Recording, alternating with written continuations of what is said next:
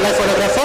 I'd like to go over a few images that I've shot in Kakinada over the last 3 days. So, yeah, this very beautiful bird is from the nearby Koringa forest, which is a mangrove forest.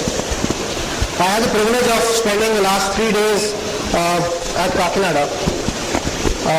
This bird is called a whimbrel. This is a bird that comes to India only in the winters. And we were kind of in the boat, right? We were kind of going around the mangroves, and we saw a lot of these herons very opportunistically roaming all around the boat. You know, the fish that used to fly out of the boat, they would go and catch them. So this is one such moment again captured over the last 2 days. So today what I'm going to do is, I'm going to talk about what photography means to me. How did I actually get into this? This is completely unrelated to what I studied, what I've been doing for the previous 10 years of my life. I'll also kind of talk a little bit about what I plan to do with photography, how I kind of plan to make it a livelihood. So for me, photography is actually a great opportunity to reconnect with nature. Given the fact that I've spent a large amount of time living in urban areas like Hyderabad and Bangalore, it's a great opportunity for me to kind of go back, be welcomed into nature's arms, spend time with nature, observe the tiny things that happen in nature, right? These are things that happen for just that one split second. And for me, it gives me a great joy to not only just watch this, but also capture this on my camera to show to people. And the other thing that's secondary to me is travel. I just love travel. I love to go to different places, witness, the miracles everywhere. This is a place I call the Fortress of the Gods. This is on the way from Manali to Leh.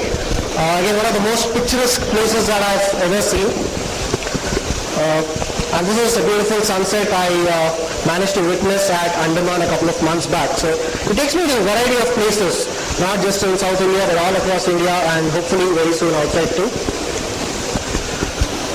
Of course, there is nothing that can be talked about nature's beauty, right? Nature's beauty is boundless, right? It's as perfect as perfection can be, right?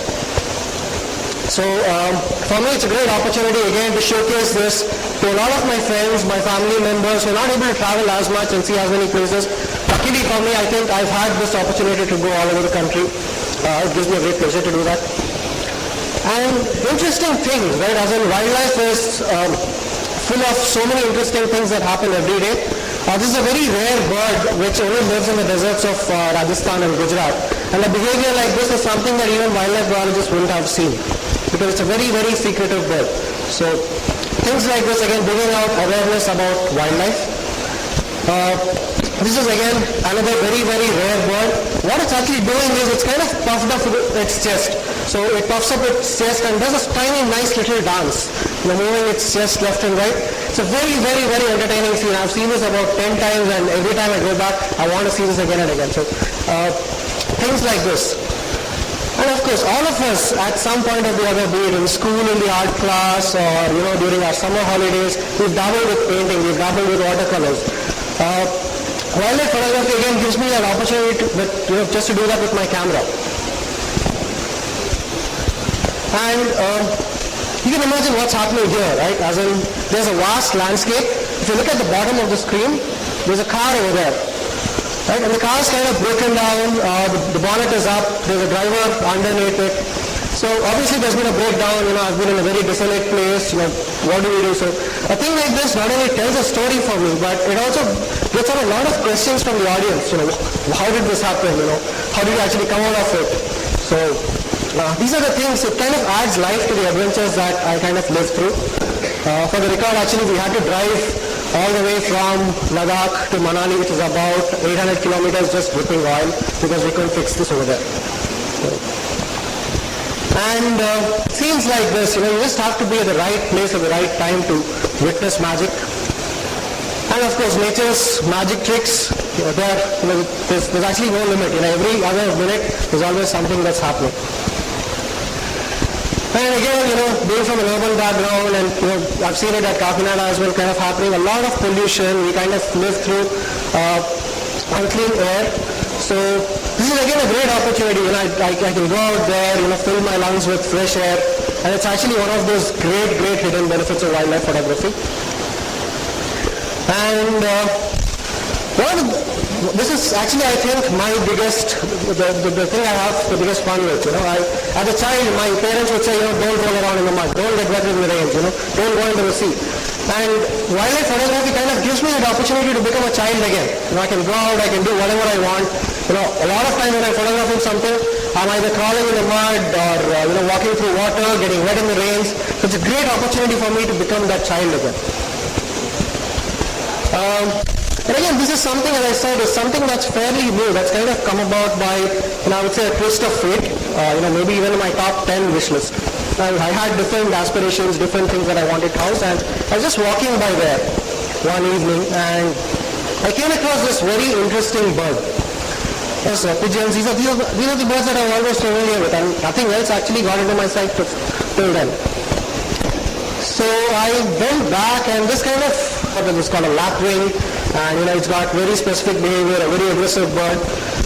But one of the challenges I always used to have was, I used to see this bird, I used to come back, and the only way I could ID it was, looking at other photographs on the internet and saying, okay, this is maybe what I saw. Then I said, okay, let me make this a little bit better, let me record what I'm seeing on the field. So out came the camera from, all of us have cameras hidden away in our safe. So I just pulled that out one day and I said, okay, you're going to be my constant companion. And my camera used to be in my car all the time. So wherever I used to go, the camera used to go with me. I used to see something interesting, I used to photograph it. So that kind of helped me also learn a lot more about birds. But again, that kind of triggered another cycle in itself. I used to take photographs which were really bad. And I used to compare them with the photographs on the internet, and I used to be like, how do these guys even get such great images? So I started reading about photography as well. And I realized that, the first hindrance that I need to maybe cross is to kind of get a better camera. So I did that.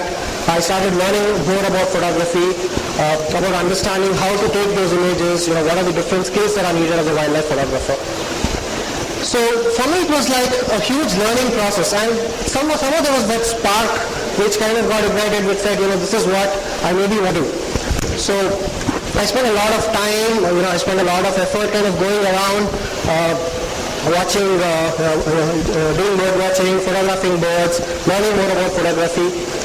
And I think I was helped to a large extent by a lot of new friends I met in this area. A lot of photographers, a lot of bird watchers. When you kind of want to learn about something, you always have that community that kind of comes around you. And I also attended a few training sessions to equip myself. As in, to do my job, I had studied for a great part of 20 years of my life. Right? So to do something again, I had to kind of go ahead and do some training and a lot of practice as well. So with practice, what happened is my birding skills obviously improved. I started understanding more. I started seeing a lot more. But also my photography skills started improving. And somewhere that spark also led me to start capturing different things around us. Not just birds, not just animals, but even the small things that we see in our everyday lives. Like this spider was right outside my home. As in it was outside my main door in a flowering plant just staring back right at me. Right, so somewhere, this was the point I felt that, this is something that's serious.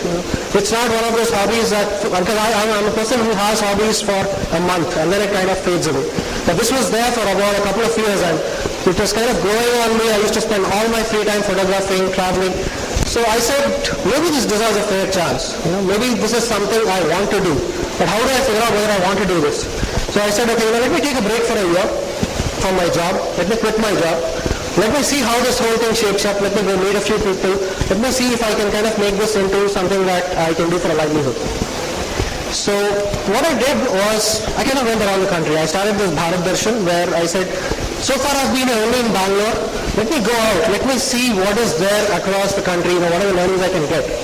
And being a wildlife photographer, my first destination was obviously to see tigers. Right? Tigers are so enigmatic. This was my first trip to a place called Kanha, and this was in the midsummer. Temperatures were about 46, 47 degrees. We were of course blessed with great tiger sightings like this one, where we were heading back from the safari, and this guy was sitting right next to the road. So it was actually very thrilling. And Ghana also gave me this opportunity to explore a lot more of nature's beauty, like very, very common animals like spotted deer, bison or gore. A lot of them, this is about 1/4 the size of the actual herd, and all of them were kind of coming one evening to a water hole. So for me it was an experience backwards. So that was a big learning experience for me, as in it was like, it's not just about the focus of tiger, but a lot of people don't have the awareness about the natural beauty and the natural wealth that we have in our country. So somewhere it kind of got imprinted in my mind that, look, maybe a lot of people photograph tigers. Tigers are actually as much photographed as Taj Mahal maybe. And I thought maybe, I should take this opportunity to kind of start photographing all the other things that people should see or people should appreciate. So my next stop was a completely different landscape at a place called Agumbe in the Western Ghats. And Agumbe gets the second highest rainfall in India after Cherrapunji. This is a place where you go in the monsoon and you see streams, you see waterfalls everywhere, and a lot of beautiful creatures. You see stuff like the common cobra, which is found all over the country. You see beautiful wine snakes in their natural green background. A lot of other things as well. Western Ghats has about 50 frogs that are only found there and nowhere else in the world. Very, very, very, very beautiful frogs. Things like lizards, butterflies, very, very, very colorful insects. Some of them looking like really scary. This looked like a huge mosquito from one of those horror movies. It's kind of going to sting me and I'm going to become some superhero or something. And then, but Agumbe is not just about animal life or insect life or whatever. Even the plants are so beautiful. This is fungi that grows on plants. These are things that live on dead matter, but still they were like so beautiful. So I made up my mind that whenever I find something beautiful, I see something very nice which I want to share, I'm going to just pick up my camera and click. So then I went to a very contrasting place, Ladakh. Ladakh is an arid, high altitude desert with stunning landscapes, as in it's like nature's theater. Pick up your camera and you'll make great pictures over there. It's that beautiful. And this was also one of those places where I had early victories. Like, this is a photograph I got on the way to Ladakh, and this got me a Canon WWF award. So, to this bird, I walked through icy, freezing waters, knee-deep water, for a speciality that we see only in the Northeast. I went to Kutch, and this is again one of those really memorable experiences. We spent a whole evening watching this place where even the locals say it's very dangerous. The boatman there said, this is not a place where you leave your suitcase, just bring it along with you. Be comfortable on the safari, get that interest going. And this was actually one of the big contributors to what I'm actually doing today. Places like Bandipur to see the big cats. So it was like a full-on traveling thing that I did for about a year and a half. Going all over the country, seeing different places, meeting a lot of people, a lot of great experiences to kind of talk about. Then again, of course, the big question kind of came, we're traveling like crazy. Now, are you going to make money out of this? What's the deal? How are you going to earn a living?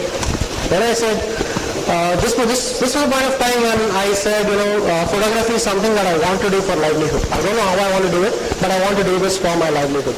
This is something that's consuming me completely.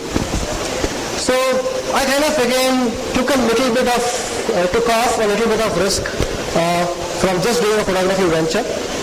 I kind of said, let me kind of cushion it with a little bit of consulting, a little bit of teaching, and photography in whatever time I have left. I thought this is a flexible routine. I can kind of take assignments when I want. I can kind of drop it. I can do photography. It kind of turned out to be a very delicate balance because you typically get more work than you want to kind of take up at a lot of times. And for me, it kind of took a huge toll on my photography. I couldn't do the kind of travel that I wanted to do and stuff. So after a year of this jugglery, I kind of had enough of it. And I said, maybe this is not the right thing to do. I've been working with startups and I have this ambition to be an entrepreneur. So why don't I kind of jump into something to do with photography? So I went back and analyzed. I said, photography, whatever I've done so far, what are the key aspects of photography? And 3 of the attributes that stood out was, one, it's a social hobby. Like when you go out with other photographers, you tend to learn a lot from all of them. Right? And the second thing is you get to travel a lot. As a photographer, that's when you kind of make the best images. The third thing is, of course, you got to be there to experience, to learn. right? A lot of experiential learning happens. So that's when I started off this startup called Data Photography. This is about a year old now. This is something I started off with another friend of mine who is also a professional photographer, looking at an avenue to kind of make a livelihood out of this. And we've so far been into like photography education, conducting photography workshops, or conducting photography tours, taking people to places which they would never have visited, and kind of showing them, different stuff. But again, it's kind of a pretty tough decision to take and, to kind of run with, because this business is something that's very, very, very new. Photography tours have been around for maybe a year now. There's no proven business model per se. There's no big guys, a lot of people fighting out for the space. So it's also an opportunity, but it's also a tough decision to do that. The second thing is photography also has a lot of other options, like, wedding photography in the urban areas, especially very specialized wedding photography. People kind of charge a bomb to just take 5 images. This was something that was again very, very appealing. Why don't I kind of do something like this? But for me, I think it was pretty much like wildlife photography is my passion. I like to be out there, shooting wildlife. So I said, let me take this risk. Let me run with data. Let me kind of start off this and see how it kind of goes. And of course, a lot of startup blues that kind of come up. You're a small company. Funding is something that you kind of have to work with. You kind of have to start off acquiring customers. That itself is a big challenge. You know a lot of people, but getting them on to kind of pay you and come on a tour is something that's a very different challenge.